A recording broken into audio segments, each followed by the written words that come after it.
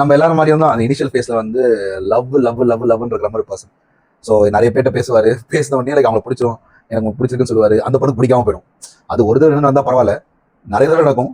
எல்லாமே லவ்வே இருக்கிறதா லவ் அவர் நம்புவாரு. ஸோ அதோட ஃபன்னா போகும் இனிஷியலா. அதுக்கப்புறம் வந்து ஒரு ஜாப் எதுவுமே இல்லாம அவர் இருப்பாரு. அதுக்கப்புறம் அவங்க பேரண்ட்ஸோட திங்ஸ்னால கொஞ்சம் ப்ரெஷர்னால ஓகே இந்த ஜாப் நான் எடுக்கிறேன்னு சொல்லிட்டு எந்த இடத்துக்கு போய் ஜாப்ல சேருவார்னா ஒரு மேட்ரிமோனி ஜாப்ல போய் சேருவார். அதாவது ஃபார் எக்ஸாம்பிள் ஒரு மேட்ரிமோனி சைட் அவங்கள ஒர்க் பண்ற ஒரு கவுன்சிலரா போய் சேருவாரு. அது ரொம்ப எக்ஸைட்டிங்கான ஒரு ஜாபா எனக்கு தெரிஞ்சு. அது மட்டும் இல்லாம அந்த ஜாப்ல அவருக்கே லவ் தான் பிரச்சனை. அவர் வந்து மத்தவங்களுக்கு வந்து இந்த மேட்ரிமோனியல் சொல்யூஷன்ஸ் அதெல்லாம் சொல்றது வந்து ரொம்ப ஒரு கான்ட்ராஸ்டாகவும் ரொம்ப பியூட்டிஃபுல்லாகவும் இருந்துச்சு. அதை டிராவல் பண்ணி போகும்போது அவர் ஒரு பர்சனை மீட் பண்றாரு. அவங்க தான் அவரோட டீம் லீடு. ஸோ அவங்க வந்து ரொம்ப ஸ்ட்ரிக்டான ஒரு பர்சன். அதே மாதிரி அவங்க தான் வந்து பெஸ்ட் பர்ஃபார்மர் அந்த இடத்துல. ரொம்ப நல்லா சேல்ஸ் பண்ணக்கூடிய ஒரு பொண்ணு அவங்க. அந்த கம்பெனிலே அவங்க தான் பெஸ்ட் பர்ஃபார்மர். இவர் தான் அந்த கம்பெனிலே கரண்டா வஸ்ட் பர்ஃபார்மர்.